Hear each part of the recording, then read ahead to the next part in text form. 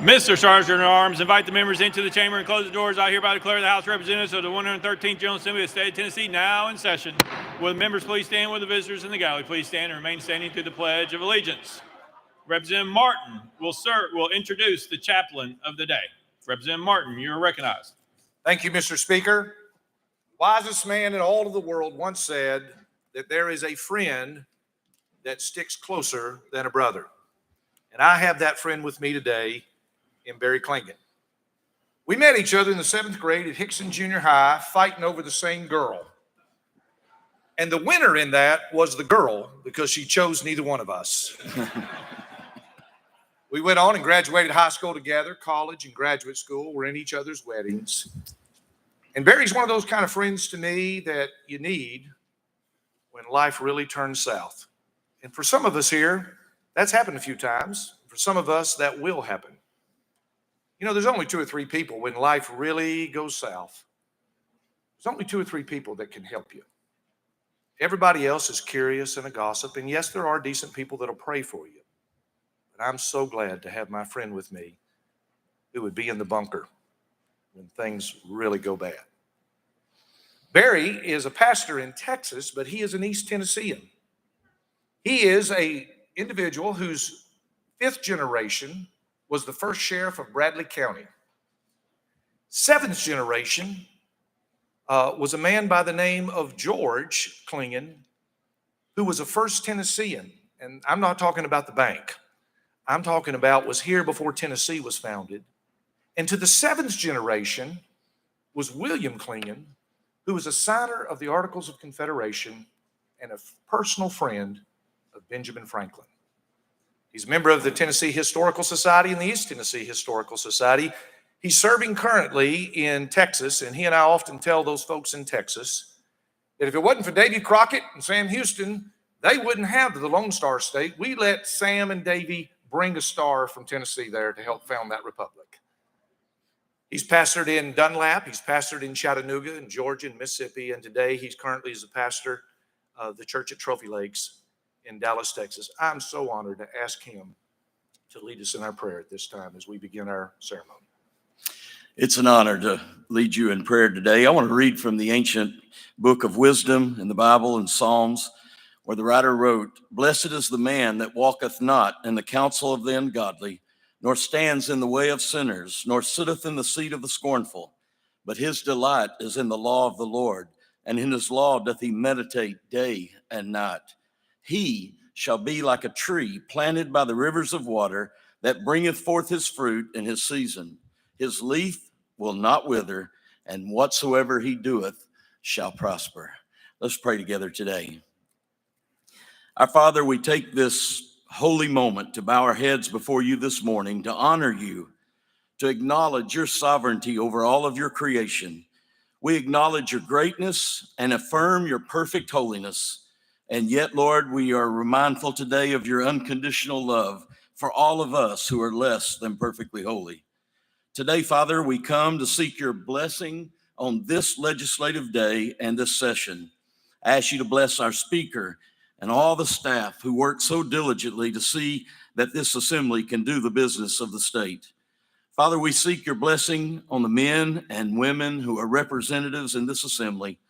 I pray for their families to be protected with a hedge of protection while they give their time here to serve. I ask you, Lord, today, give them wisdom in all of their decisions. I pray that they may act and vote not simply as ones who must give an account to their constituents, but as ones like all of us who will one day stand before you and give an account of all of our words and deeds. I ask you to bless them with a true spirit of cooperation that asks no one to surrender their convictions, but allows each one to recognize the dignity and value of each person that is made in your image. Father, may the words of our mouth and the meditations of our heart truly honor you every day. Father, I pray against the enemy of our souls who would love to so frustrate the process that no good thing ever happens. May you, O God, lead them not into temptation, but deliver them from the evil one for your name's sake. And finally, Father, I ask you to continue to bless this great state of Tennessee.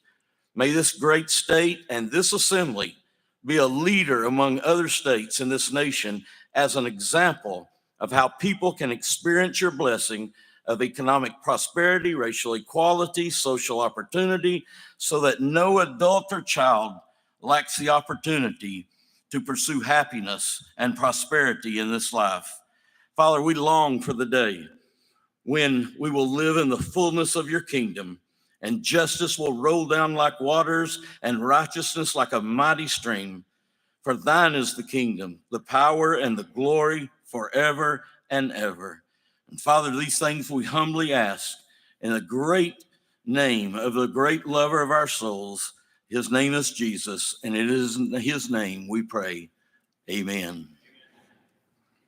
Representative Martin will lead us in the Pledge of Allegiance. Salute. Pledge. I pledge allegiance to the flag of the United States of America and to the republic for which it stands, one nation, under God, indivisible, with liberty and justice for all.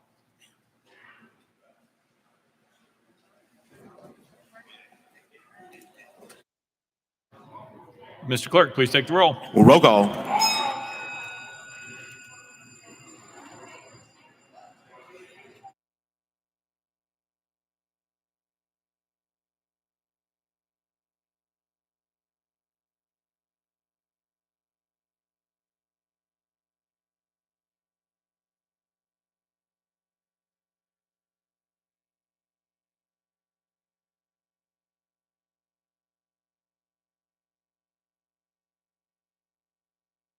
Mr. Clerk, please take the roll.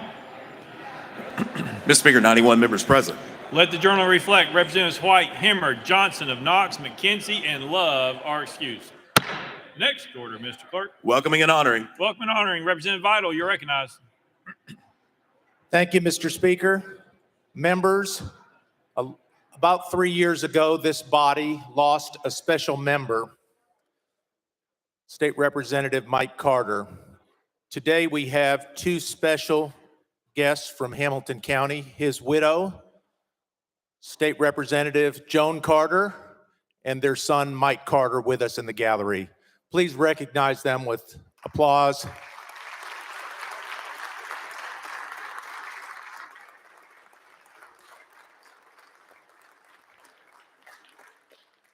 We're honored to have them here, and thank you for your support, the Carter family, for this legislation. Thank you. Leader Lamberth. Thank you, Mr. Speaker. And members, if you may either rise or just, quite frankly, just thank our men and women of the Metro Police Department here in Nashville. You may or may not know this, but yesterday, as many of you were going to eat dinner or headed to a reception or maybe headed home to your constituents, there were two juveniles that decided to shoot it out with illegal guns that they should not have had. It's already illegal for them to have them, and they decided to turn those guns on each other. Gang warfare has entered our city here and every city throughout the state of Tennessee. Those violent criminals were shooting it out less than 100 yards from the front door of the office where you all work and where the citizens of Tennessee come here to have their voices expressed. It is unacceptable, but yesterday I saw an absolute army of Metro police officers respond to that shooting in one of the most professional and expedited ways you could imagine. And they are on top of that, and I'm confident that they will find those individuals and hold them accountable. So I just want to commend them for their excellent service to this city, the men and women of the Metro Police Department.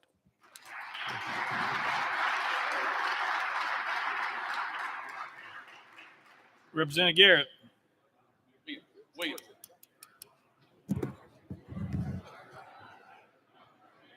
Thank you, Mr. Speaker, and members, Representatives Lamberth, Slater, and myself rise today with a heavy heart.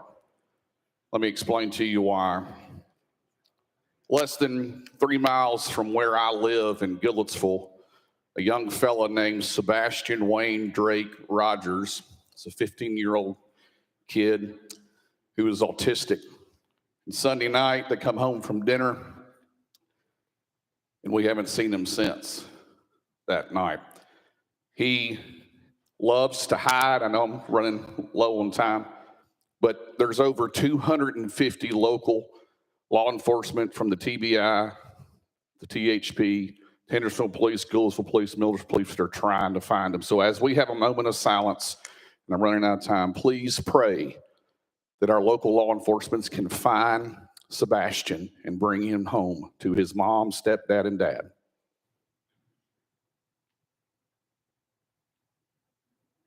Thank you. Chairman Faison. Thank you, Mr. Speaker. Ladies and gentlemen, 12 years ago yesterday, I was working here at the Capitol. My wife called me and said, Jeremy, my water's broke. And I said, don't have that baby for a couple hours. Wait till 12:01 and we can have a leap baby. My wife said, honey, that baby's coming when it's coming. I'm not holding on.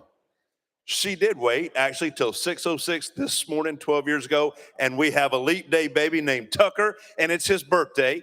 And I just wanted to wish him happy birthday from the House floor.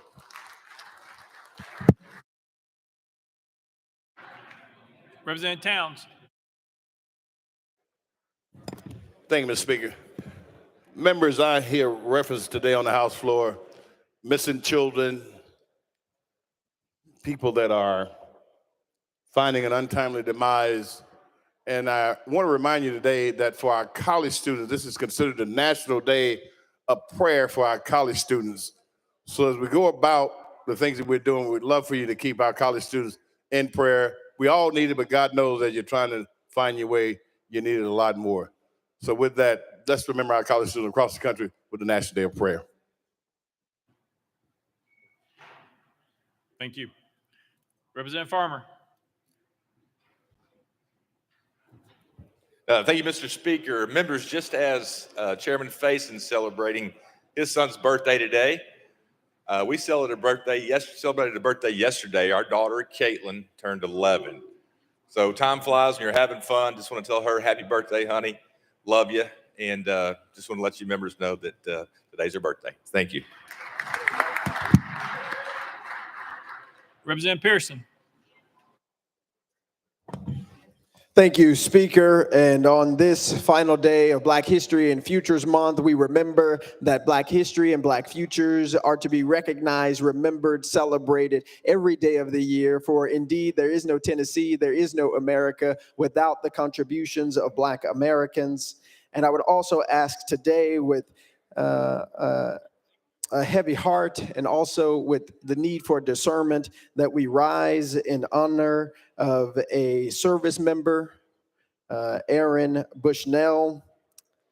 We all know the difficulty of this Israeli and Hamas war, how complicated the questions are, the need for action, for justice.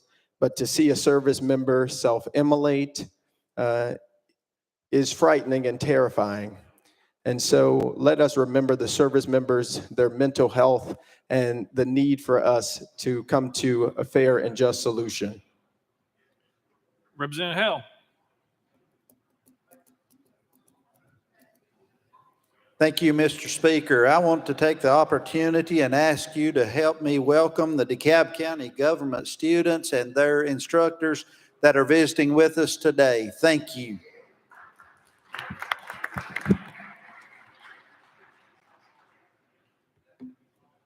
Representative Slater. Thank you, Mr. Speaker. And members, I would like to welcome and honor my lovely bride of 43 years who is here with me today up in the gallery. And let's make Danielle feel welcome.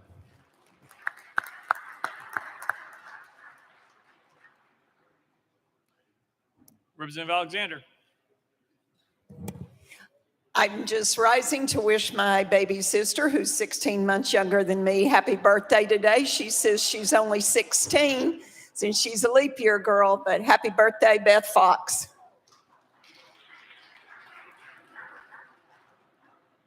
Representative Hardaway. Thank you, Speaker. Today is not my son's birthday. Today is not my other son's birthday either. But February the 23rd was both of their birthdays. So we missed the opportunity to give them congratulations, but both of them are February the 23rd, 2 years apart. So I want you don't have to sing happy birthday, just a little applause would do for Al Hardaway II, Esquire now, former Capitol Hill baby, and for Willis Hardaway III. Thank you. Leader Camper. Thank you, Mr. Speaker. Mr. Speaker, members, tomorrow is my pastor's birthday, Reverend Lonzo Stevenson. I'd like to wish him a happy birthday. Thank you, Mr. Speaker and members. Representative Sparks. Thank you, Mr. Speaker. Mr. Speaker, I had two things. One, this is Music Therapy Week. And if folks don't think music's important, many of y'all have heard me share my sister that's in a nursing home with a brain injury.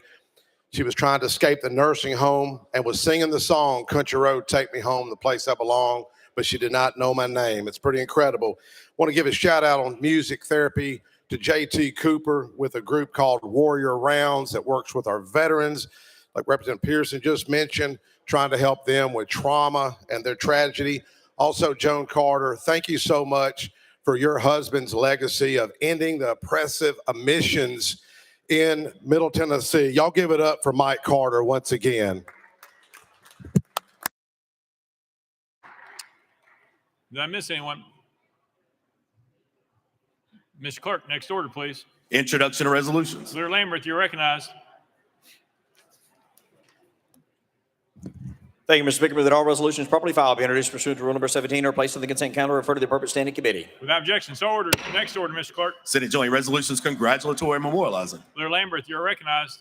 Thank you, Mr. Speaker. Move that all Senate joint resolutions congratulatory and memorializing an item that has to be placed on the consent calendar pursuant to rule number 17. Without objection, so ordered. Next order, Mr. Clerk. Resolutions lying over. Leader Lamberth, you're recognized. Thank you, Mr. Speaker. Move that all resolutions lying over be referred to the appropriate standing committee. Without objection, so ordered. Next order, Mr. Clerk. Introduction of bills. Leader Lamberth, you're recognized.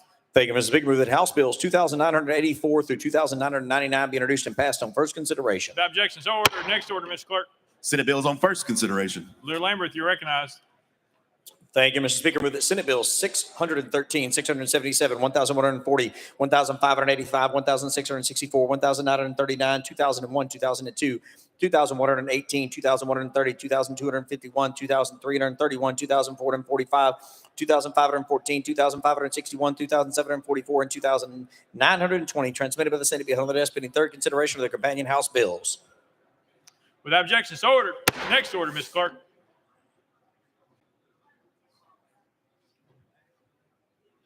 Senate bills on second consideration. House bills on second consideration. Leader Lamberth, you're recognized. Thank you, Mr. Speaker. Move that House Bill 2,983 be passed on second consideration, be held on the desk, referred to the appropriate standing committee. Without objection, so ordered.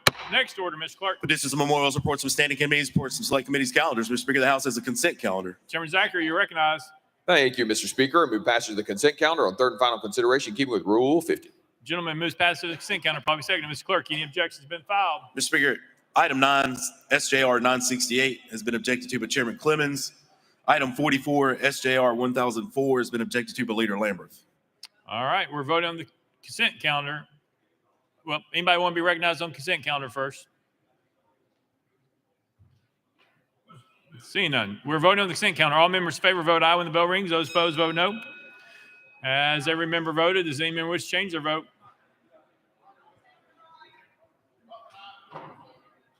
Garrett, aye. Doggett, aye. Kumar, aye. Mr. Clerk, please take the vote. Ayes 93, no nays. Having received the constitutional majority, I declare the consent calendar passed without objection. The most reconsider is tabled. Next order, Mr. Clerk. Mr. Speaker, the House has a regular calendar. Leader Lamberth, for what purpose?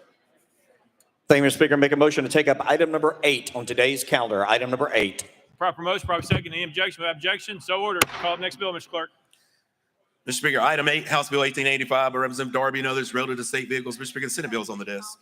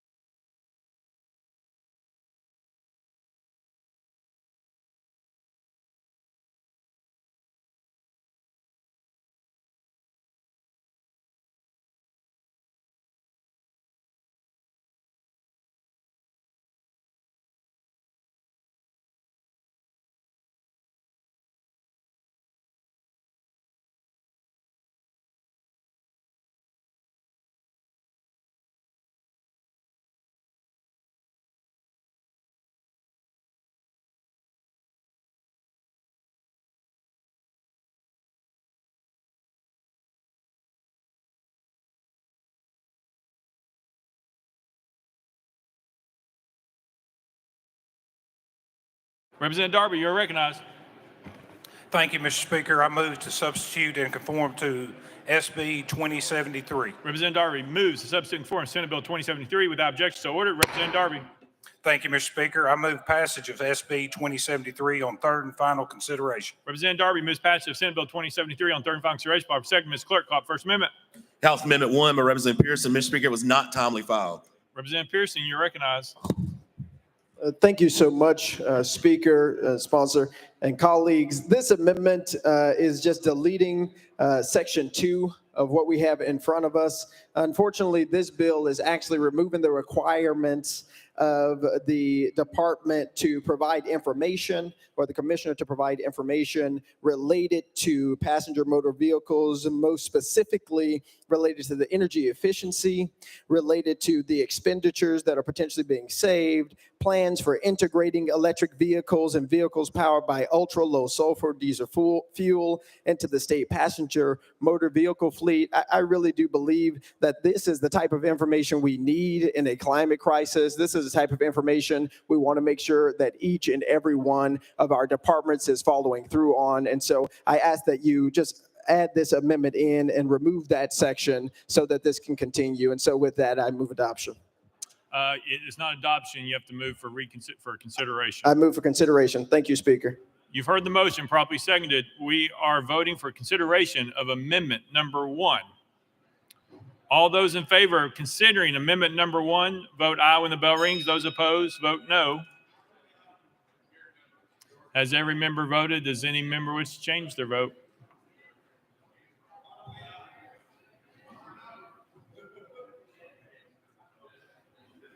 Butler, no.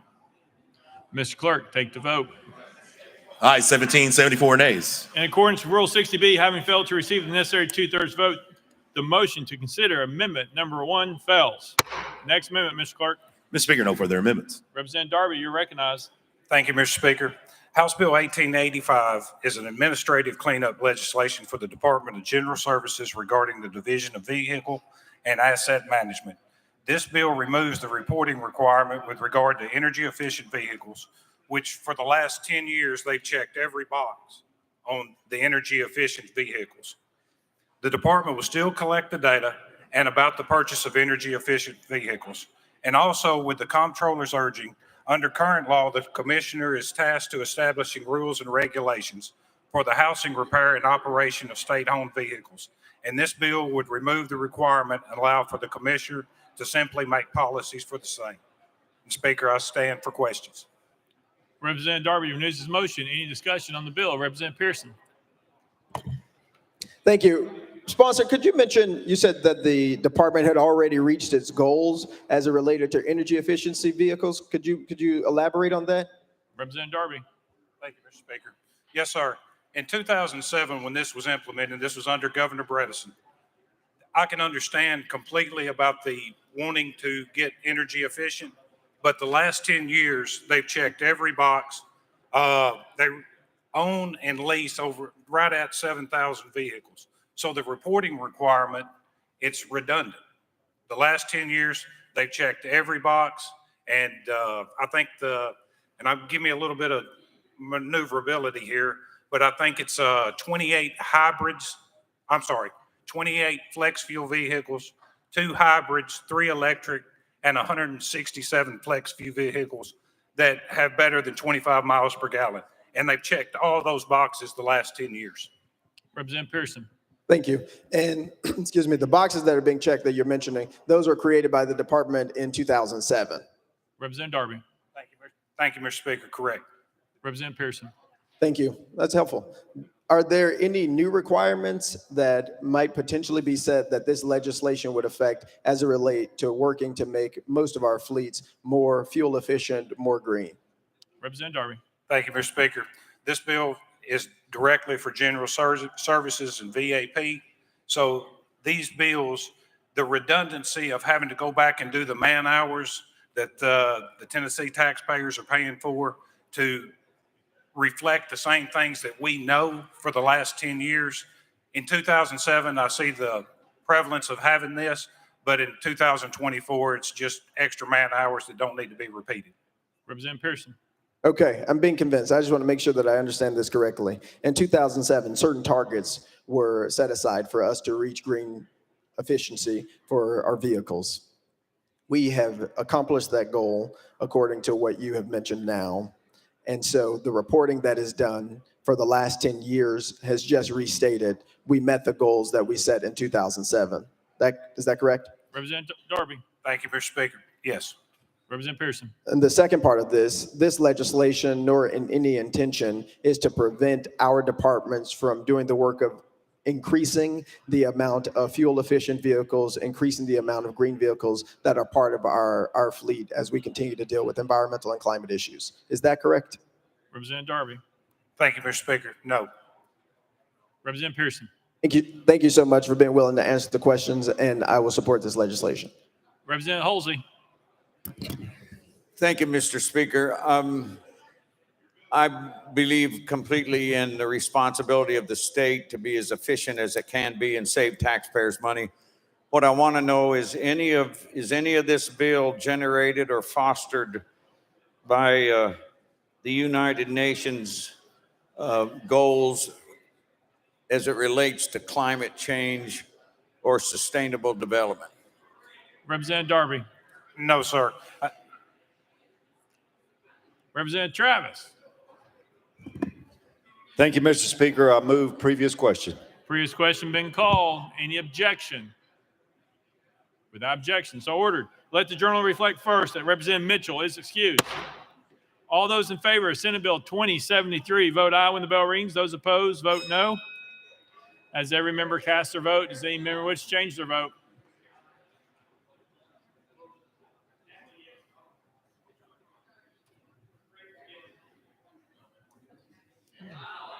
Capley, yes. There we go. Mr. Clerk, please take the vote. Ayes 93, no nays. Senate Bill 2073, having received a constitutional majority, I hereby declare passed without objection. The motion reconsider is tabled. Call up next bill, Mr. Clerk. Mr. Speaker, that brings us back to item 1, House Bill 689 by Representative Hardaway. Representative Hardaway, at your desk. Thank you, Speaker. Request to roll 3 spaces, please. Without objection, roll 3 spaces. Call up next bill, Mr. Clerk. House Bill 2880 by Chairman Todd and others relative to creatures that are poisonous or venomous. Chairman Todd, you're recognized. Thank you, Mr. Speaker. I move passage of House Bill 2880 on third and final consideration. Chairman Todd moves passage. Following second, Mr. Clerk, any amendments been filed? Mr. Speaker, no amendments filed. Chairman Todd, you're recognized. Thank you, Mr. Speaker. This bill addresses a matter that was brought up during a rulemaking process when the Tennessee Wildlife Resources Agency sought public comment. The bill makes a correction that is necessary from a biological and scientific standpoint in that the statute, which goes back about 70 years, using the incorrect biological definition. The bill rectifies this incorrect language use in the statute. And I did want to provide some samples in each of your desks today, but the agency had some difficulty because this is hibernation season and the only available reptiles of this nature were at Chairman Faison's congregation and they wouldn't let go of them. So I'm unable to provide that to you today.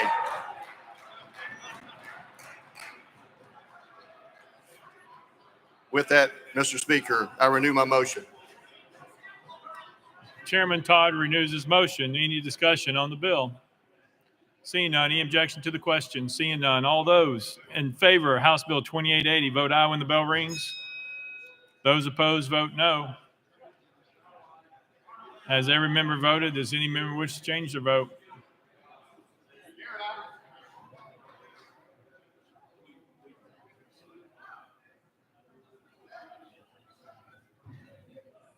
Mr. Clerk, please take the vote.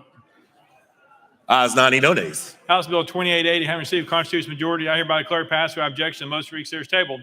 Let the journal reflect Representative Darby is excused. Call up next bill, Mr. Clerk. House Joint Resolution 927 by Chair Lady Littleton, a resolution commemorating the 45th anniversary of the enactment of the Taiwan Relations Act. Chair Lady Littleton, you're recognized. Thank you, Mr. Speaker. I move adoption of HJR 0927. Chair Lady Littleton moves adoption. Probably seconded. Mr. Clerk, any amendments been filed? Mr. Speaker, no amendments filed. Chair Lady Littleton, you're recognized. Thank you, Mr. Speaker. This is a resolution to show our support for Taiwan. With that, I renew my motion. Chair Lady Littleton renews her motion. Any discussion on the bill? Representative Jones. Thank you so much. To Representative Littleton, who is the president of Taiwan? Chair Lady Littleton. Thank you, Mr. Speaker. I'm sorry, I do not know. Representative Jones. To Representative Littleton, what is the capital of Taiwan?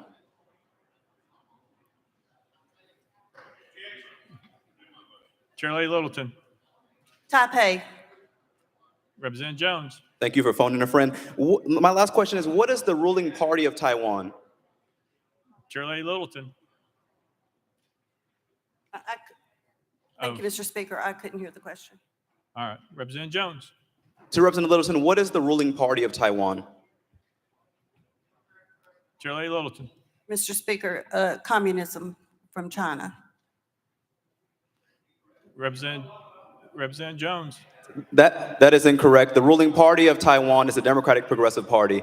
This is just trying to show us that if we're going to vote on international relations, we should have our facts correct. So that's incorrect, Representative Littleton. The ruling party of Taiwan is not communism. It is the Democratic Progressive Party. Let me share a few other facts about Taiwan. In 1995, Taiwan nationalized its healthcare system, making it so that it is a healthcare system characterized by good, accessible, comprehensive coverage for all of its population. It also has some of the most restrictive gun laws. In December 2023, Taiwan expanded its gun control to prohibit the use of firearms in the public. So thank you for this resolution.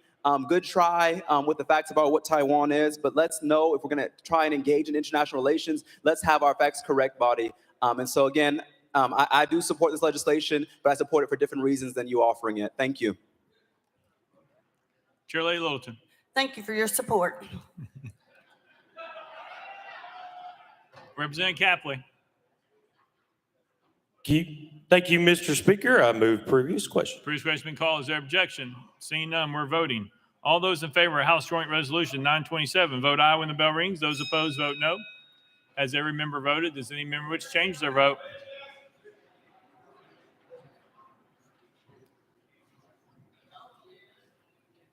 Mr. Clerk, please take the vote.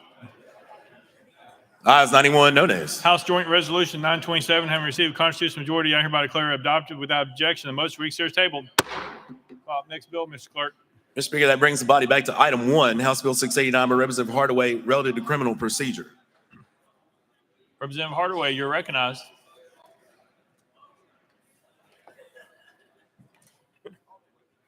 Thank you, Speaker. I move passage of House Bill 689 on third and final consideration. Representative Hardaway moves passage. Followed by seconded. Mr. Clerk, any amendment's been filed? House Amendment 1 by Representative Pearson, Mr. Speaker, was not timely filed. Representative Pearson, you're recognized. Thank you, Speaker and sponsor. You and I have already talked about this. Colleagues, I have some troubles with this legislation. I offer two things. One is deleting in subsection 5 under section 2 the word not. Right now, it says that the locations that would be selected by an alleged victim are not confidential, and I think we should make those confidential. You don't want people saying, protect my child's school, and then another person being able to find exactly where that location is. And the second thing is deleting subsection 4 under section 2. While people are not guilty, we should not have their movements being dictated by others who aren't even officers of the court. And so I would ask that we move for consideration of this amendment. You've heard the motion. It's properly seconded. We're voting for consideration of amendment number 1. All those in favor of considering amendment number 1, vote aye when the bell rings. Those opposed, vote no. Has everyone voted? Does any member wish to change their vote?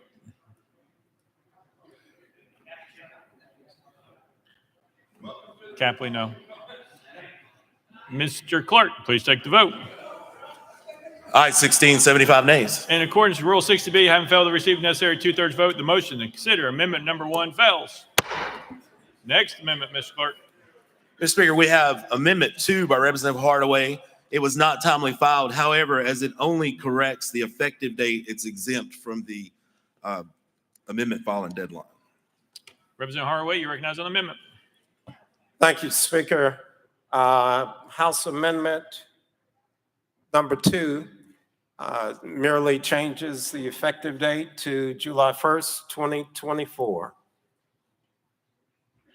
I move adoption. Representative Hardaway moves adoption of amendment number 2. Proper motion, properly seconded. Any discussion? It was a technical amendment, yeah. All right, any objection to the question? Seeing none, we're on the board, we're voting. All those in favor of adopting amendment number 2, vote aye when the bell rings. Those opposed, vote no. Is there a member vote? Does any member wish to change their vote? Mr. Clerk, please take the vote. Ayes 92, no nays. Amendment number 2 is adopted. Next amendment, Mr. Clerk. Mr. Speaker, no further amendments. Representative Hardaway, you're recognized. Thank you, Speaker. Members, this is a bittersweet moment for me. It's a sweet moment because we reached the point to where we are finally passing legislation, and it's just part of a set of bills that we'll pass this year that will address the intimidation, the harassment, the terrorizing of mostly women, but women and men in domestic violence situations, sexual assault situations, et cetera. The problem that we've had over the years is a problem that seems to permeate state government, local government, and the federal government. We have laws on the book that can do good things. However, the constituency, our shared constituency, aren't well informed about what's available to them that can enhance their public safety, their personal safety, and public safety in general. This is one such bill. It's a simple bill, but it does great things. When an officer is responding to a domestic violence or other incident, which could result in the magistrate or the judge requiring a GPS monitoring system on the defendant, the alleged victim needs to know that it's possible, that they have a right to be heard when it's considered. This bill requires that that information be delivered at that critical point at the scene of the incident itself. You'll have other legislation that will speak to other details of the GPS monitoring system, but this one is one that informs the victim. It informs the victim that they have a right to be heard at the hearing where the GPS monitoring system is to be considered, that they have a right to receive either the equipment or, by use of their cell phone, the means for notification when the electronic boundaries that are set that would keep the alleged perpetrator, the alleged offender from keeping them from going to mama's house, keeping them from picking up the children safely at daycare, keeping them from going shopping at the grocery store, keeping them from going to church. And I use all those examples because those are places where over the past few years, we've had women who were shot and killed just going about their everyday business while waiting for the wheels of justice to turn. We have the family of Mike Carter here, if they would stand again, because a lot of what was done, we took up some of their personal time. Stephen, I know we took a lot of your time up, but the fact is that if it wasn't for Mike Carter, we wouldn't have gotten here. A lot of other legislators have played a role in pushing domestic violence to the forefront to where we will deal with it and deal with it effectively as the governing legislative body for the state, but we're finally here, and there will be subsequent legislation coming from my legislative partners here that will expand and actually ensure that women can live and go about their lives, and men go about their lives. Those who are accused can go about their lives until the actual case is adjudicated. But meanwhile, everybody can be safe. So with that, Mr. Speaker, I renew my motion. Representative Hardaway renews his motion. Any discussion on the bill? Representative Pearson.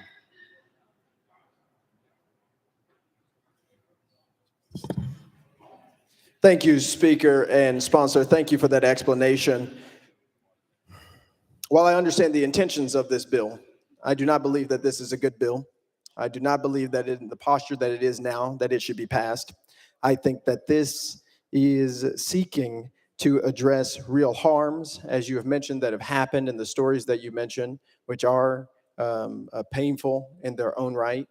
And the tension that legislation like this brings about when it comes to GPS, when it comes to monitoring individuals, is the question of liberty of people who are alleged perpetrators of a harm, and also the desire, and this has come up before, for us to ensure the safety of our community. Here are the parts of the legislation that are deeply problematic and why at this point I cannot support it. And again, you and I have spoken about this. I've offered an amendment to try and approve some of this that was not heard by this body. So I just want to make this very clear. If you go to this legislation, section 2, number 4, it says the alleged victim's right to provide the magistrate with a list of areas from which the victim would like the defendant excluded from going to or near. 2 words that are missing is alleged victim and also alleged defendant. But the fact that they are missing is problematic for anyone who knows anything about criminal justice. This already presupposes someone is guilty before proven otherwise, before having a trial. Where in our country, being innocent until proven guilty is a bedrock, fundamental, foundational principle of our criminal legal system. This legislation does not meaningfully, adequately, intentionally address the issues. And the misuse of language is presupposing and already making people guilty who have only been sent to jail and who are awaiting a bail or bond hearing. Everybody who's in jail is innocent until proven guilty. It is not up to anyone else outside of the judge, outside of a jury, to determine that innocence. And we should not pass legislation that is asking for us to allow alleged victims or anyone outside of the judicial system to determine innocence. There are many people, disproportionately Black and African American people, including one of my own constituents, whose case was thrown out after they paid a $10,000 bond because the judge ruled that they were not guilty. But this legislation, and I get it, right? We want to empower our victims. We want to empower people who have been the victims of crime. We want to ensure that they are protected. I understand that. But this legislation, sponsor, is not doing that. If you go to the next part that I take significant issue with, and the reason why I would wish that you would roll this or something to later, because colleagues, if you go to the same section of this legislation, section 2, number 5, it reads this way: the fact that the victim's communications with the magistrate concerning the global positioning monitoring system and any restrictions to be imposed on the defendant's movements are not confidential. Let's think about this. An alleged victim under this legislation would be able to say, I don't want this alleged defendant near my children's school or daycare or our church. That information is not confidential. The victim's information about the places that they do not want an alleged perpetrator of a harm to go are not confidential. How is this not giving people who might do harm the laundry list of locations of exactly where to go to do harm?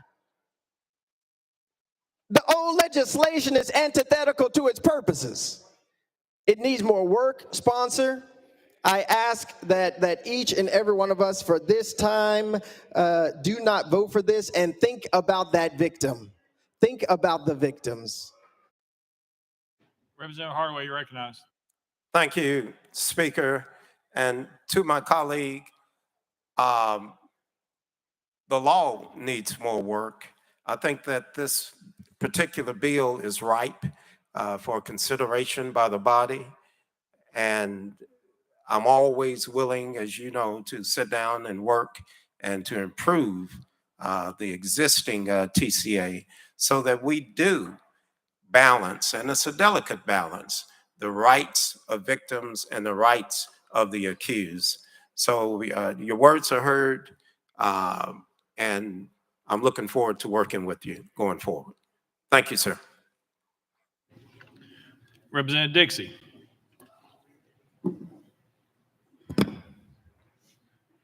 Thank you, Mr. Speaker. And I've talked with the sponsor of this bill about this. I think I understand where you're going with this. I truly understand it. I think it has a purpose. But my concern is, what happens if people are indigent and can't pay for that GPS service or that monitoring service? Number one, what happens to that? And if they can't pay, do they just stay in jail until their court date? Representative Hardaway. Thank you, Speaker. Thank you for the question, sir. We do have a fund for those who are indigent that will cover the costs of GPS monitoring. And if I may go further, I'm certainly happy to entertain your questions, but this bill is about providing the information about existing law. It doesn't get into the details of the cost and who bears the cost, et cetera. But we do have the indigency fund. Representative Dixie. Well, I totally understand what you're saying, but the unintended or the intended consequence, it is going to be a cost.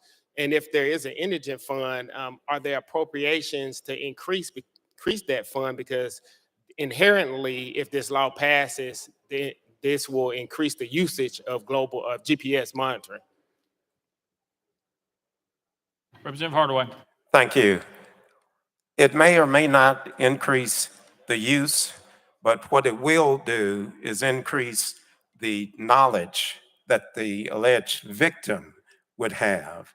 And the courts would have to consider that once they got to before the judge. But this doesn't interfere with any of the, or change any of the existing laws, any of the existing regulations.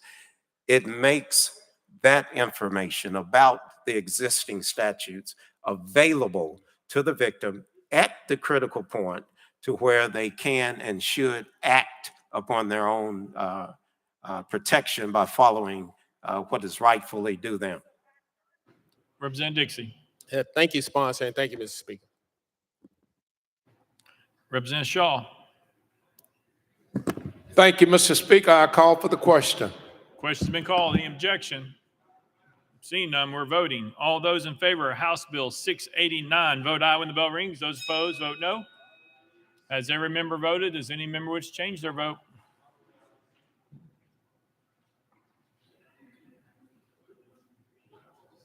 Mr. Clerk, please take the vote. Ayes 84, 4 nays, 2 present, not voting. House Bill 689 having received a constitutional majority, I hereby declare passed without objection. Most for consider stable. Call up next bill, Mr. Clerk. House Bill 1719 by Representative Gillespie. Representative Gillespie at your desk. Thank you, Mr. Speaker. I move that HB 1719 be held on the clerk's desk. Without objection, held on the desk. Call up next bill, Mr. Clerk. House Bill 1993 by Representative Stevens relative to fiduciary oaths. Representative Stevens, you're recognized.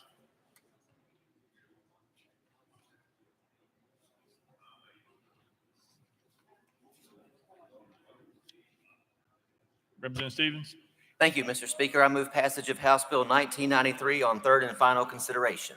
Representative Stevens moves passage, probably seconded. Mr. Clerk, call the First Amendment. House Civil Justice Committee Amendment number 1. Chairman Farmer, you're recognized. Thank you, Mr. Speaker. Move to adopt and defer to sponsor for further explanation. Thank you. Chairman Farmer moves adoption of committee amendment number 1, probably seconded. Any discussion on the amendment? Seeing none. All those in favor of committee amendment number 1 say aye. Aye. All those opposed say no. The ayes have it. You adopted. Next amendment, Mr. Clerk. Mr. Speaker, no further amendments. Representative Stevens, you're recognized. Thank you, Mr. Speaker. This bill does two things. First, it allows a fiduciary to sign his or her oath of office in the presence of a notary public instead of in front of the court clerk. And the bill also has language in it for the fiduciary to sign that they understand that they are to act in the ward's best interest in a guardianship or conservatorship. Some examples would be that they agree they will not steal money from the ward, they won't commingle their money with the ward's money, etc. And with that, I renew my motion. Representative Stevens renews his motion. Any discussion on the bill? Seeing none. Any objection to the question? Seeing none. All those in favor of House Bill 1993 as amended, vote aye when the bell rings. Those opposed, vote no. Has every member voted? Does any member wish to change their vote?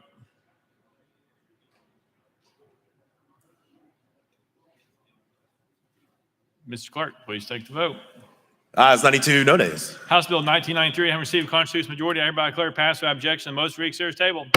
Call up next bill, Mr. Clerk. House Bill 1692 by Chairman Farmer and others relative to records. Chairman Farmer, you're recognized. Thank you, Mr. Speaker. I move passage of House Bill 1692 on third and final consideration. Chairman Farmer moves passage, probably seconded. Mr. Clerk, any amendments been filed? Mr. Speaker, no amendments filed. Chairman Farmer, you're recognized.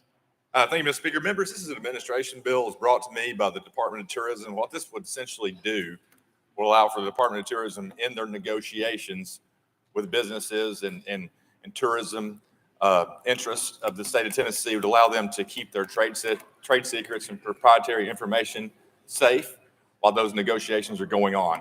This would help entice things like when we get this stadium built here in Nashville, this could help us get the Super Bowl, for example, and things of that nature for our mega event fund. So we want Tennessee to stay on top of our tourism efforts. That helps keep our taxes low and everything running smooth. So with that, Mr. Speaker, I renew my motion. Chairman Farmer renews his motion. Any discussion on the bill? Representative Jones, you're recognized. Thank you, Mr. Speaker. I have a few questions to the sponsor that are concerning about this legislation.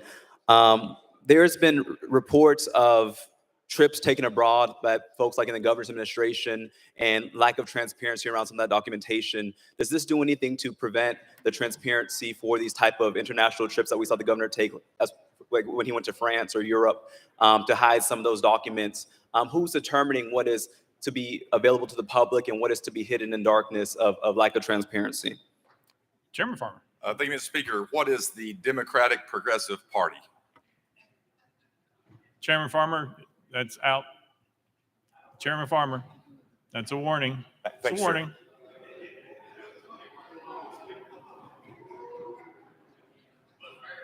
Chairman Farmer. Thank you, Mr. Speaker. Representative Jones, thank you. Thank you for that question. This bill does not deal with that direct issue. This just deals with things related to business relationships here in Tennessee and hoping to procure more business and related to tourism. Thank you. Representative Jones. Can you give some examples of some things that will be concealed under this law that you're introducing? What are some of the type of information that's going to be sealed from the media and from the public under this legislation? Chairman Farmer. Thank you, Mr. Speaker. As I had given a real good example in my opening statement, which would have been the Super Bowl. For example, now I believe they've negotiated out to 2027, 2028. I believe New Orleans is a candidate there. That's the ones that they've announced. So I would think that they're probably in negotiations for 28, 29, and 30. And I would just like to see, as you, I think, would, sir, like to see Nashville on that list for the Super Bowl and other mega events that may be available for the state. Representative Jones. So under this legislation, no type of Oh, time's out. Representative Bain. Thank you, Mr. Speaker. So this is a seemingly insipid bill, but when you scratch the surface just a little bit, this exemption for the Department of Tourism includes any future contract or expense could remain hidden from the public for at least 5 years, and potentially forever, depending on the length of that contract. Now, I'm going to give my colleagues an example. So Nashville applies for a state grant from the tourism department for a 25 million mega event fund, explaining what that money would be for. So the NFL, say for the Super Bowl, does not want to disclose these details publicly. So the state gives the grants and keeps details in the application secret, except maybe the total amount, which goes for lots of freebies like high-end hotel rooms for owners, VIPs, golf outings, free travel, advanced visits, and the public is in the dark about what this is funding. So let me ask about the retention. The retention period for state contracts and agreements and related documentation is 6 years after the contract is complete. The current statute reads, Records Disposition Authority, SW 12, says contracts can be destroyed 6 years after the contract is completed. Is this true? Chairman Farmer. Yeah, thank you, Mr. Speaker. No, that's inaccurate. That's not true. Representative Bain. Thank you, Mr. Speaker. So in committee, someone said there was some confusion as to whether the statute would apply for 2 5-year terms or 1 6-year term plus 2 years. But inevitably, the commissioner can keep any details secret for 2 5-year periods, 10 years total. Everything could be destroyed before it would possibly see the light of day. Is that correct? Chairman Farmer. Yeah, I think that partially correct. What this bill would do, and I think you're getting the 5 years from ECD because they can keep things and hold things and while they're negotiating for 5 years. What tourism like to know, what this bill does is allow for a 10-year period because the issues that tourism will be dealing with are much larger and negotiation periods takes much longer. With regards to holding records, I believe the state has a Records Disposition Act that requires the statute. I believe requires 6 years. So maybe that's where you got the 6 years from was from the state's Records Disposition Act. Representative Bain. Thank you, Mr. Speaker. So the statewide statute doesn't apply to this piece of legislation. Chairman Farmer. That's great. This piece would allow it would allow, the statute, the Records Disposition Act would apply. It would require the Department of Tourism or whomever in the state to hold records for up to 6 years. But we're just, basically, here's the deal. We're trying to negotiate with businesses and big things and bring big things to the state. We're not trying to hide things. We're not trying to pay people. We're definitely not going to put up in posh hotel rooms and put them on private jets. I mean, we're not Washington, D.C. We're smart with our money here in Tennessee. Commissioner Yazell, and I'm sure the future commissioners are going to be very interested in keeping this state growing. We want East Tennessee, Middle Tennessee, and West Tennessee to continue to grow. Tourism is a very important part of the state. So members, this is a good bill. We're trying to promote growth. Representative Bain. Thank you, Mr. Chairman. It just feels like it gives more subjectivity to the commissioner to decide what and when to disclose. Call me old-fashioned, but I believe that the public, taxpayers, and our constituents deserve to know what the state is spending money on, and this diminishes transparency. Thank you. Representative Ritchie, you're recognized.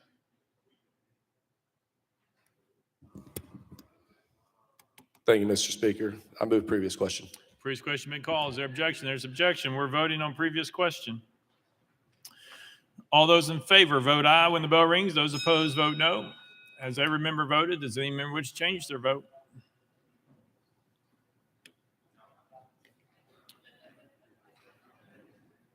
Mr. Clerk, please take the vote. Aye, 69, 18 nays. Previous question prevails.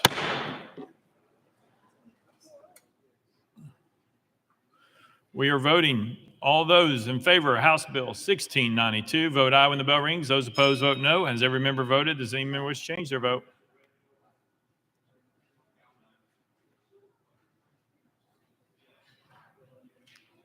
Mr. Clerk, please take the vote.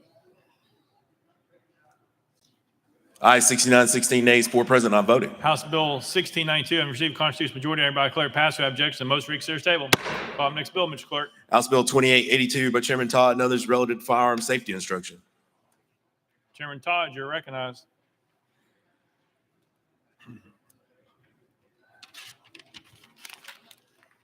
Thank you, Mr. Speaker. I move passage of House Bill 2882 on third and final consideration. Chairman Todd moves passage following second. Mr. Clerk, call up First Amendment. House Amendment 1 by Representative Hemmer. Mr. Speaker, it was timely filed. Representative Hemmer, you're recognized.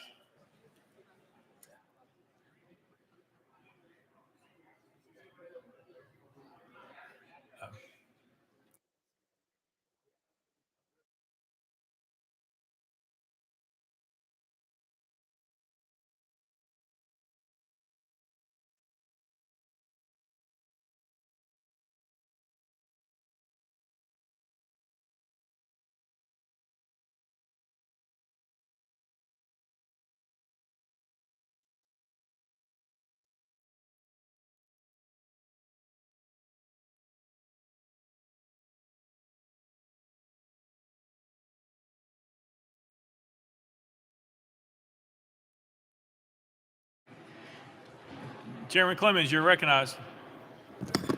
Thank you, Mr. Speaker. Move to withdraw the amendment. Without objection, amendment number 1 withdrawn. Next amendment, Mr. Clerk. House Amendment 2 by Representative Powell. Mr. Speaker, it was timely filed. Representative Powell, you're recognized. Thank you, Mr. Speaker. I think there are times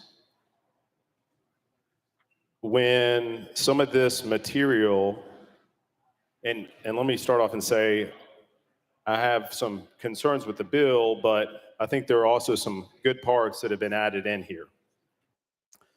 But my concern is to allow for parents who don't want to have their kids subjected to this training to opt out. And that's all my amendment simply does, is allow for when a parent or guardian feels like this is not going to be in the best interest of the child, for them to opt out. And let me explain a situation where this can happen. A very personal situation. On September 13th, I was at my office and I went into a meeting and left my phone on my desk. I came back an hour later and had numerous calls and numerous missed texts. I opened my phone and I see a text message from my daughter, a series of text messages. It said, "We are in a lockdown. It's a drill, I think. We heard the cops. It's real. I'm scared. I love you so much." Unfortunately, in this situation, it was a hoax. And we've got another piece of legislation that's going to hopefully deal with people that are calling in these hoaxes, because that needs to be addressed. But for far too many children in our state who have been permanently traumatized by gun violence, subjecting them to this education has the possibility of re-traumatizing them. And that's why I think it's best to give the parents the option to opt out. This is a lot different from something like a fire drill. This deals much different subject matter. For far too many children in our state, they have been impacted directly by gun violence.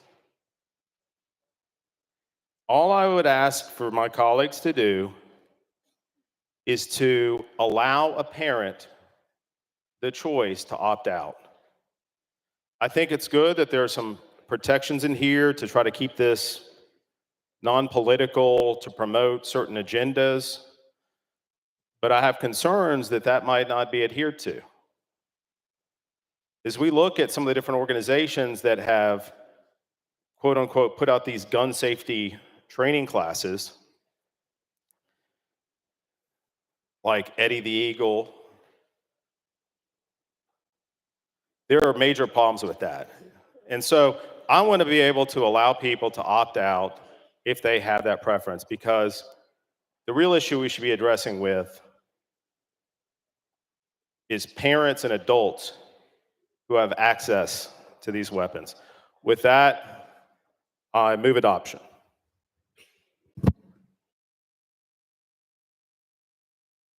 Representative Powell moves adoption of amendment number 2, properly seconded. Any discussion on the amendment? Representative Reagan, you are recognized.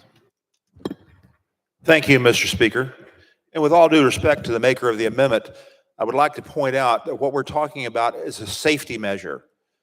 It is in the same category as teaching children how to walk across the street safely, what red lights mean, what green light means, what walk, don't walk means, to respond to tornado drills properly, to respond to fire drills properly, is purely and simply a measure to put safety in terms of what a child can understand. It directs age-appropriate education, as in if you see a gun, don't touch it, call an adult. There is no reason to have anyone opt out of that anymore. And as I mentioned in committee, because an Amish family goes where they go in a horse and carriage does not mean their children should not be taught the rules of safety when crossing a street with automobiles. This bill is aimed at safety, and this amendment is hampering the proper distribution of the safety material to those who need it most. With that explanation, sir, I move this amendment to the table. It's a proper motion, probably seconded. The parliamentary situation is Representative Powell has moved adoption of amendment number 2. Representative Reagan has moved that motion to the table. That cuts off all debate except for that of the sponsor. Representative Powell, you are recognized. I think it's ironic, and I want to make note that we're here trying to limit parental choice.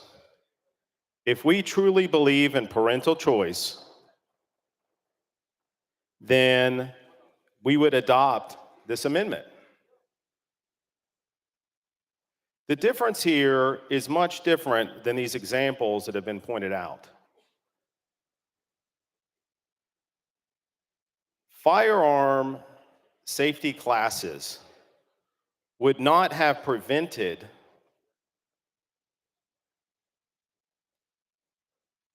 the vast majority of school shootings across this country. They would not have. And we can debate, and I've heard a robust debate about the different causes of those. But there's always one common denominator in every school mass shooting. One denominator. Guns.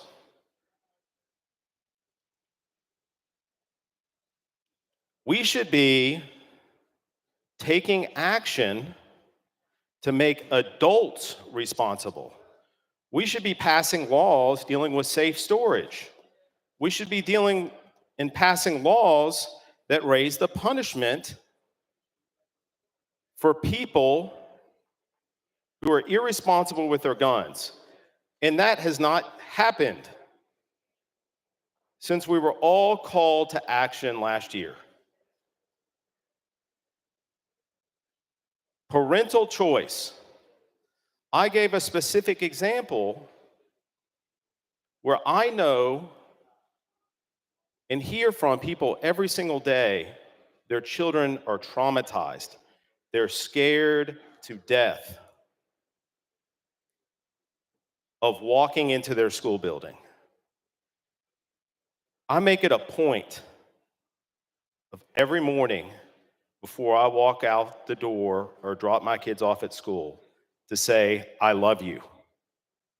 Because I'm not sure if that will be the last time I will see my children again in this state, because we have such a problem with gun violence.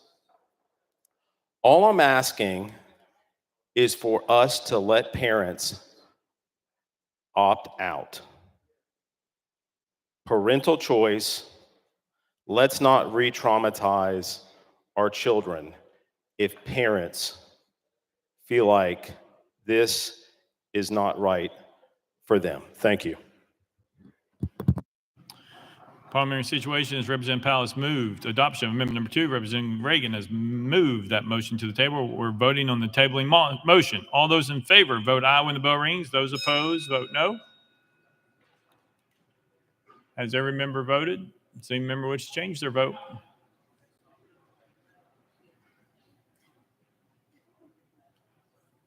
Mr. Clerk, please take the vote. Aye, 69, 22 nays. The ayes have it. The motion is upheld to table. Next amendment, Mr. Clerk. Council Amendment 3 by Representative Pearson, Mr. Speaker, was not timely filed. Representative Pearson, you're recognized. Thank you, Speaker, and thank you, Representative Powell, for your words.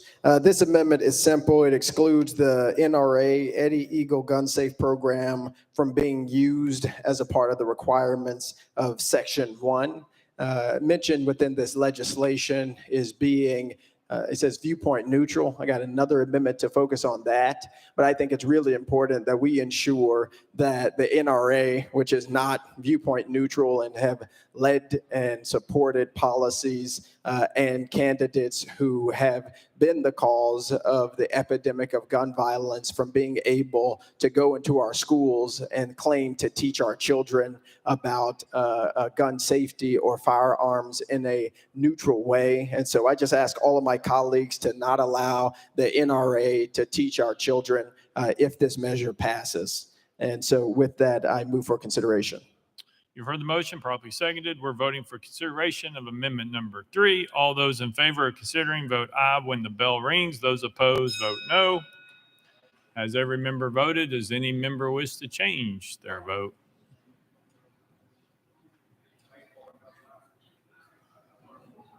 Mr. Clerk, please take the vote. Aye, 17, 73 nays. In accordance with Rule 60B, having failed to receive the necessary two-thirds vote, the motion to consider Amendment Number 3 fails. Next amendment, Mr. Clerk. House Amendment 4 by Representative Pearson, Mr. Speaker, was not timely filed. Representative Pearson, you're recognized. Thank you, Speaker. I do just want to make sure that we do all we can to address the hypocrisy of saying something's viewpoint neutral and then voting to allow the NRA to teach our kids. This amendment in particular ensures at least that the people who teach our children, if this were to pass, would not be advocating for them to have access to weapons of war that have been used, particularly assault weapons and assault rifles that have been used in the mass shootings all across our country, leading to mass casualties, the breakup of communities, and the harm that comes with trying to really put the pieces of folks' lives together. And so if you all are to pass this measure, this would ensure that the folks who would be teaching at minimum are not teaching and advocating for students and for parents and for people to have access to the very weapons of war that lead to the traumatization we experience. And so with that, I move for consideration. You've heard the motion, properly seconded. We're voting for consideration of Amendment Number 4. All those in favor of considering Amendment Number 4, vote aye when the bell rings. Those opposed, vote no. Has every member voted? Does any member wish to change their vote?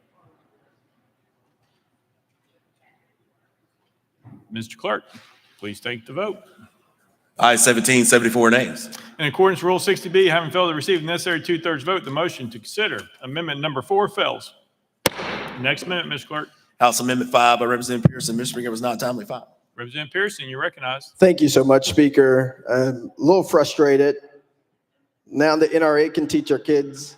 Folks can promote weapons of war in our schools. And so this amendment, again, reinforces the idea that my colleague mentioned, which is parental choice.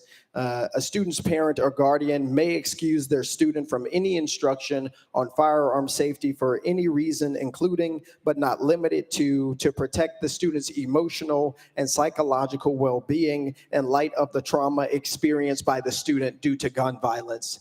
The reality of gun violence in our communities is not going away if this legislature refuses to act, but the trauma lives with our children and within our children in perpetuity. And we have a responsibility to allow for parents to choose whether or not their children should be subjected to the NRA's teachings. The reality is, my colleague mentioned that parents should be allowed to opt out. I completely agree with that. And with that, I move for consideration.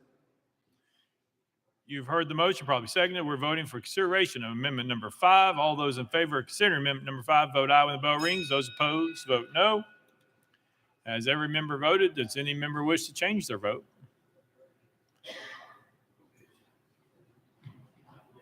Mr. Clerk, please take the vote. Aye, 16, 74 nays. In accordance with Rule 60B, having failed to receive the necessary 2/3 vote, the motion to consider amendment number 5 fails. Next amendment, Mr. Clerk. House Amendment 6 by Representative Pearson, Mr. Speaker, was not timely filed. Representative Pearson, you're recognized. Thank you so much, Speaker. Look, up here, we have refused to do the things necessary to prevent the gun violence epidemic. We are being derelict in our duties, and this false attempt to address it is shameful. This amendment returns to current statute, which is non-compulsory gun safety class or programs for elementary school students. It allows the LEA a choice in whether or not to have the NRA or others coming to their school to teach about firearm safety. We have a responsibility to protect our communities. We have a responsibility to do all that we can to end the gun violence epidemic, burdening our teachers and our students with this work instead of carrying the burden ourselves to pass meaningful and just legislation is immoral and is a pathetic excuse for legislating. So with that, I move for consideration. You've heard the motion, properly seconded. We're voting on consideration of amendment number 6. All those in favor of considering amendment number 6, vote aye when the bell rings. Those opposed, vote no. Has every member voted? Does any member wish to change their vote?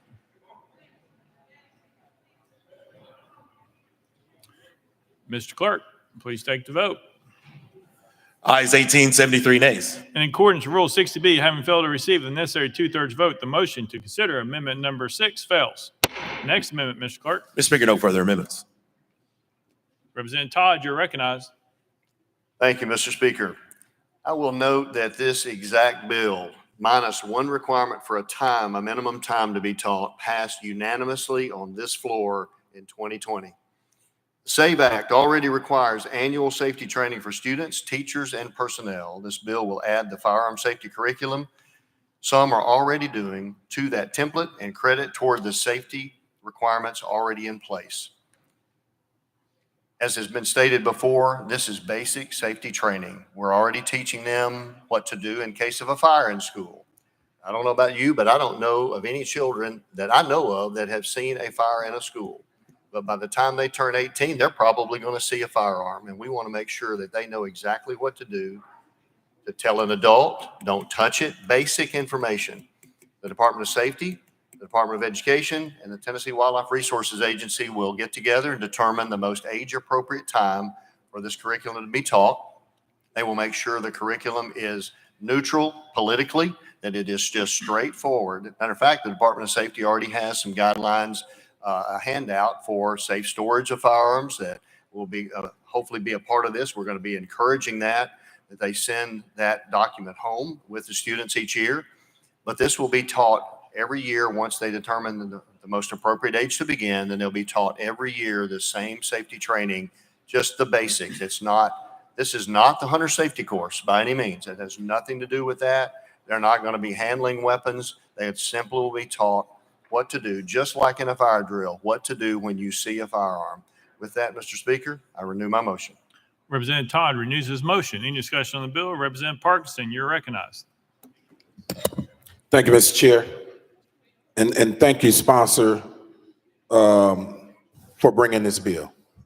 This reminds me of the one time that I actually signed on to Bruce Griffith's bill. Yeah, that one time. Bruce Griffith. He had a bill that spoke to election integrity. And it was a good bill. And I signed on because a lot of times we get these misnomers or this messaging that comes from the other party that says Democrats don't believe in election integrity, or Democrats don't believe in gun safety, or Democrats this, that, Democrats that. Well, let me dispel all of the messaging that's going to come from the Republican Party, because I'm signed on to this bill. The reason why I'm signed on to this bill is this, and it's an interesting take. When we passed permitless carry, the main thing that you heard me lamenting about when we passed permitless carry is the fact that my people will be receiving felonies and getting incarcerated due to ignorance of the law. Due to the fact that you can't just brandish your weapon because someone is in your front yard cursing you out. Due to the fact that you can't pull your gun and shoot someone because they're stealing your bike. These gun safety classes will teach the law. I'm a little saddened that we couldn't get my colleague, Representative Powell's amendment on there that allowed parents to opt out. I think that's the right thing to do. But I'm also sad that we couldn't get an amendment on that would allow parents to opt in so they can attend the classes, so they can get the gun safety classes. I remember when my colleague, the good doctor here, was running legislation that would create these vouchers so you can receive a discount on gun safety classes. And I opposed that bill on the front end because it didn't allow it to everyone. It was only on the front end allowed to people who bought guns from a gun supplier. My people weren't buying guns from gun suppliers. They would not have received that voucher. And thank God for the good doctor, he changed the bill and made it available to everyone, because our people need gun safety classes in my communities. How many children's lives would have been saved had these gun safety classes been made available and that child wouldn't have picked up a gun in their household or in the car and shot their brother, their sister, their parent? We have many, many children dying because they are ignorant to what these weapons do. My daughter, who is now 19 years old, when she was 11 years old, I took her with me to my permitting class. When we were still permitting, I went through my gun safety class because I had let my permit expire. I had to go back. Took her with me. Let her go through the whole class. Let her take the test at 11 years old. She passed the test, I passed the test. She might have did better than me. However, I've never, ever had to worry about my daughter, my child, doing something irresponsible because I have weapons in my house. She's been educated. And I think all of our children should be educated. I think all of the adults should be educated even more. And so that's why I support this bill. That's why I think it's vitally important that we see this from another perspective, because to me, this bill is an equalizer. The children in rural communities have been getting these gun safety classes for years. Our people haven't been getting them. Now here's an opportunity for our people to get these gun safety classes. There's been a head start given from a law that was passed years ago that allowed TWRA to go into the rural communities and give gun safety classes in the schools. But they wasn't at Raleigh, Egypt. They were not at Craigmont. They were not at Whitehaven, nor were they at Pearl Con. But now through this legislation, they will be. So I don't know if you were trying to pass something that created some equalization amongst the races, but you are. I don't know if you like that idea, but you are. I'm not trying to impugn you, but. That was 5. You're good. Thank you. Representative Todd. Thank you, Mr. Speaker, and I appreciate the representative's comments. I appreciate his signing on to this bill. I know his true sentiments. I will clarify a couple of things. He made some very good points, but this is not going to be a class. This is simply inserted in curriculum they are already doing right now. They're already required to have the safety training. I talked to one of my principals about this, and they were very excited about this. They said, we already do it here, but we'd love to get credit for it. And that's what this does under the SAVE Act. It allows them to get credit for it. But it also makes sure that it's uniform across the state. The kids are being taught the same thing in every single classroom year after year. And that's one of the main purposes. We want to make sure there's uniformity. I learned recently of a young child that was with his mother. I believe it was in Memphis. I've not read the entire article, but the basics of it were that they were in a store. They came back out. The mom put the child in the car, put the buggy up, and when she returned to the car, the child had found her handgun. I don't know if it was in her purse, in the car, what, and shot and killed her accidentally. And that child been taught properly year after year that if you see a gun, don't touch it. It's dangerous. It is only for adults.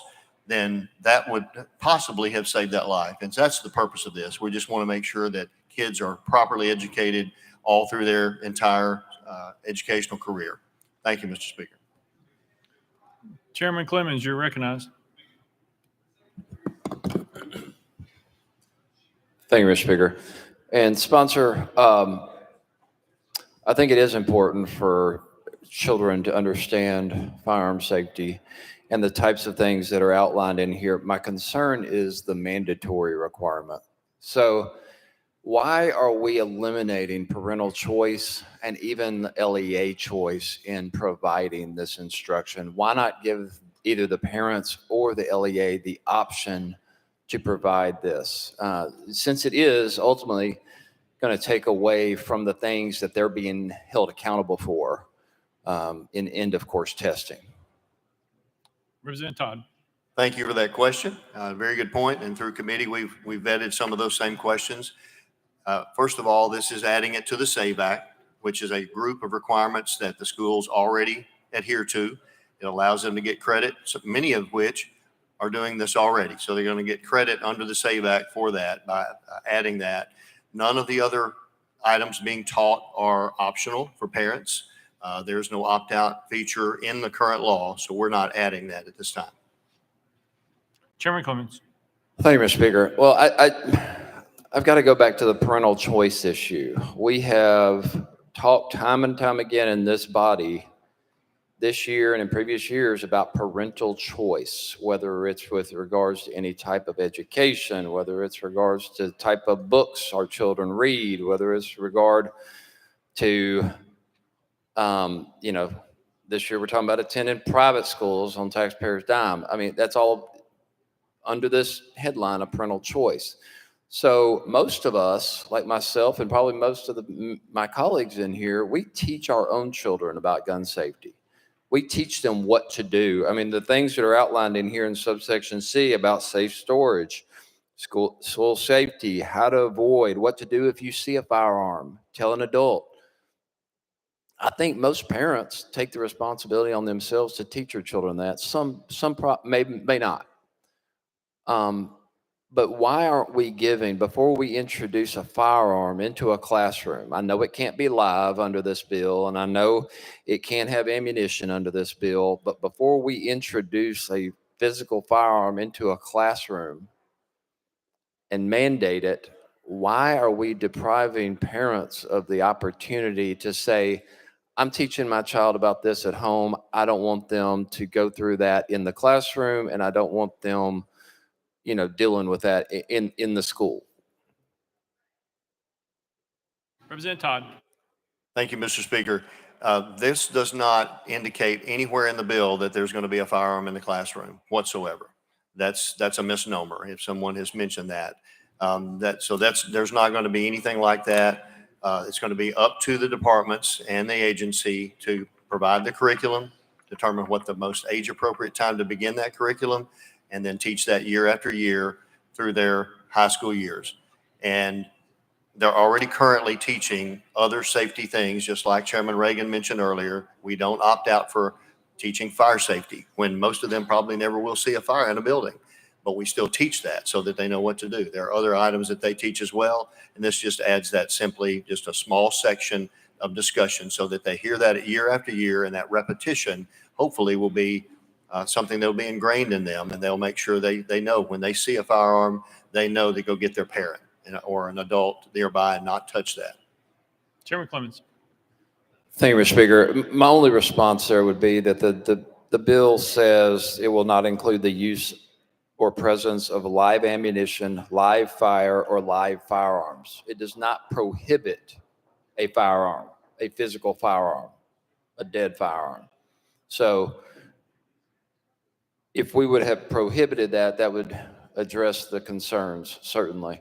But again, I just echo the sentiments of my colleague from Davidson County and others in Shelby County that I would love to see parental choice inserted here, because most of us do teach our own children about this. I can't teach my child physics. I can't teach my child the things they're supposed to be learning in the classroom, and I just hate to take time away from that. So thank you, Mr. Sponsor, and thank you, Speaker. Representative Hardaway.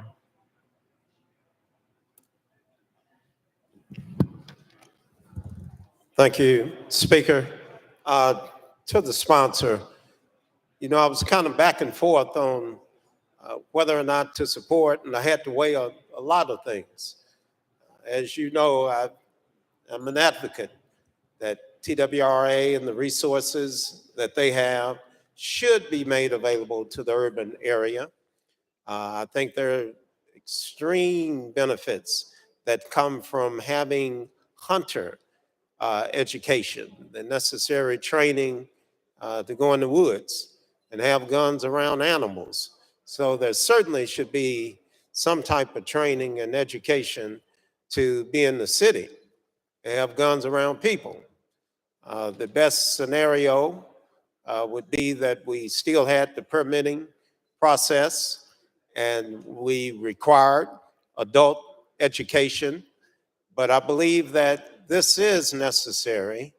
I may not agree with all of the way that it's laid out, but I think it's necessary to address one of the situations that you spoke to earlier, and that's accidents, accidental firearm deaths, which have risen at an incredible rate. But the one that I haven't heard anyone bring up today is suicide rates. The drastic increase in suicide rates among children in particular is off the charts. We pay attention to the homicides. We pay attention to a lesser degree to the accidental deaths. But I would suggest to my colleagues that we educate ourselves and start to pay attention to the suicides that young folks are having 100% success rate with because of their easy access to weapons. So this is not a perfect bill. There are some good things in it. There's some good things that it will achieve. So I appreciate that part of it, but I ask my colleagues to pay attention to what's going on with our young people, not merely with the homicides, not merely with the accidental shootings, but to pay special attention to that area that doesn't get the media coverage because of the privacy issues. That's suicides. So I thank you for the opportunity. If there's some questions that you have for me, I'll be glad to entertain them. Representative Todd. I actually do not have any further questions for you, sir, but thank you for that. All right. Representative Warner. Thank you, Mr. Speaker. I move previous question. Previous question been called. Is there objection? There's objection. We're voting. All those in favor of previous question, vote aye when the bell rings. Those opposed, vote no. Has every member voted? Does any member wish to change their vote? Member thought. Mr. Clerk, please take the vote. Aye, 70, 20 nays. Previous question prevails. Let the journal reflect. Representative Dixie is excused.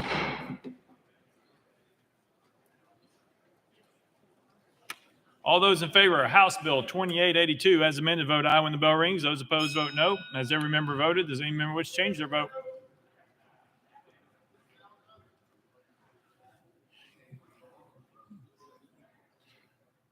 Mr. Clerk, please take the vote.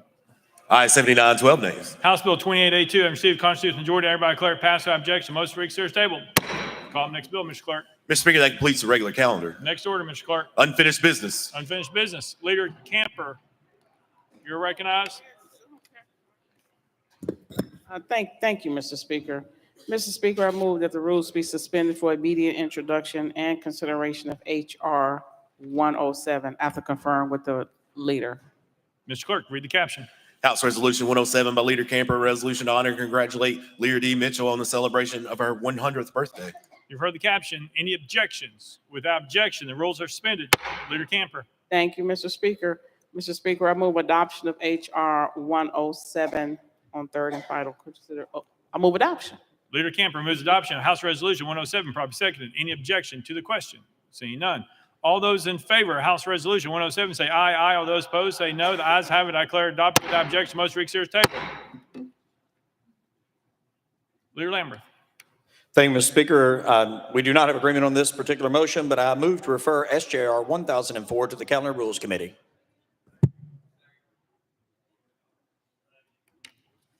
Without objection, so ordered. A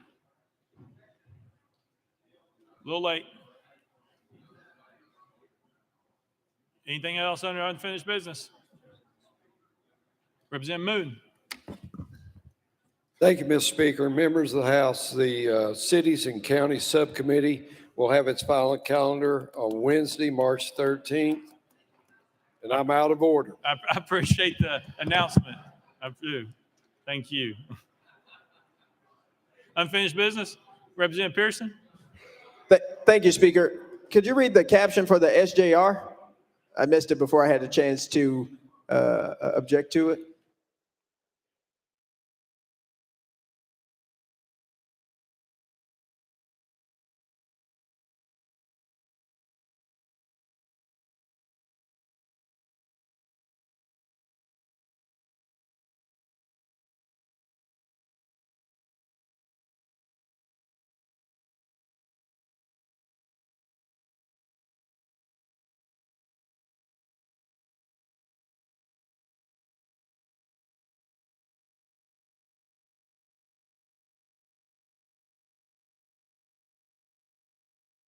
Right. St. George's resolution's already been knocked. It'll be on calendar and rules. Next order, Mr. Clark. Announcements. Announcements. Representative Rutter. Thank you, Mr. Speaker. I would like to announce that the Public Service Subcommittee will set our final calendar to be heard on March 12th. The deadline to put bills on notice this year will be next Wednesday, March 6th at 3:30 p.m. Thank you, Mr. Speaker. Representative Russell. Thank you, Mr. Speaker. The House Civil Justice Subcommittee's final calendar will be Tuesday, March the 12th. Bills for this final calendar will be needed to be put on notice by 3:30 p.m. on Wednesday, March the 6th. The Civil Justice Subcommittee will then hear the previously announced firearm calendar on Tuesday, March the 19th. Thank you, Mr. Speaker. Representative Carr. Thank you, Mr. Speaker. Members, wanted to remind you that the House Property and Planning Subcommittee will have a special calendar dedicated to veterans on Wednesday, March the 20th. Deadline to place those bills on notice will be heard on this special calendar by Wednesday, March the 13th. Also, members, the final calendar for the House Property and Planning Subcommittee will be Wednesday, March 27th. The deadline to place all the bills on notice for final calendar will be Wednesday, March the 20th. Thank you, Mr. Speaker. Leader Lambert. Lambert.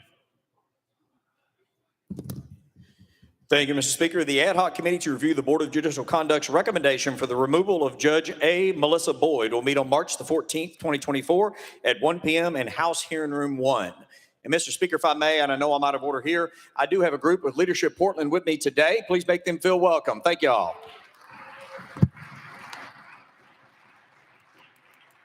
Representative Hurt. Thank you, Mr. Speaker. The Corrections Subcommittee will set our final calendar to be heard on Tuesday, March 12th. Any bills to be considered in this committee should be put on notice by Wednesday, March 6th at 3:30. Thank you, sir. Representative Spinky. Thank you, Mr. Speaker. The Educational Instruction Subcommittee will have their last calendar on March 20th. Any bills to be put on notice should be there by Wednesday, the 13th at the regular time of the clerk. Thank you, Mr. Speaker. Representative Howe. Thank you, Mr. Speaker. Members, the deadline for your amendments to the transportation omnibus bills are tomorrow at the end of business day, Friday at the end of business day tomorrow. Representative Keesling at Representative Butler's desk. Thank you, Mr. Speaker. Representative Keesling and I would like to welcome Mr. Nick Gerndt and his history class from Clark Range High School. If you would stand up, please.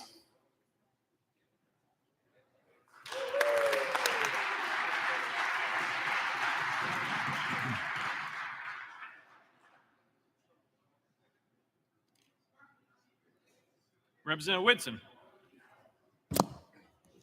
Thank you, Mr. Speaker. Members, the final calendar for Transportation Subcommittee will be on the 13th of March. Please get your bills in by 6 March. Thank you, Mr. Speaker. Thank you. Representative Powell. Thank you, Mr. Speaker. I'd just like to announce that it is Severe Weather Awareness Week. And if you see those who help keep us safe, we are very lucky to have TEMA do a lot of that fine work here, those in the news business who handle weather, and then those first responders that all help keep us safe. Please give them a thank you for keeping us safe during Severe Weather Awareness Week. Thank you. Representative Holtzclaw. Thank you, Mr. Speaker. Also, Department and Agency Subcommittee has set the final calendar for March 13th. Deadline for bills will be March 6th. Thank you. Representative Hazelwood. Thank you, Mr. Speaker. A couple of announcements. First, today is the birthday of our very own Crystal Lee Karsner, the very capable head of Fiscal Review Committee. I know that you all would want to wish her a happy birthday and get in good graces for your fiscal notes. The other announcement, budget hearings will continue in Financeville Monday at 9 o'clock. So see you then. Representative Hawk. Thank you, Mr. Speaker. In consultation with House Health Committee leadership, our House Health Subcommittee will have its final calendar on March 19. Please put your bills on notice by Wednesday, March 13th at 3:30. Once again, House Health Subcommittee will have our final calendar March 19. Thank you, Speaker. Representative Pearson. Thanks so much, Speaker. Just announcing SJR 1004 was a resolution to honor Allison Russell for people who wanted to know. Very good. Next order, Mr. Clerk. Roll call. Roll call.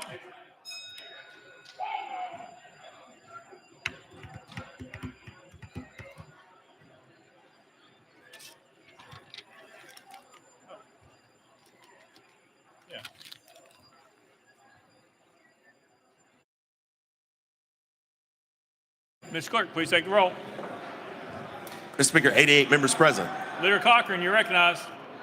Thank you, Mr. Speaker. I move the House stand in recess until 4 p.m. on Monday, March 4th, 2024. Without objection, the House stands in recess till 4 p.m. on Monday, March 4th, 2024.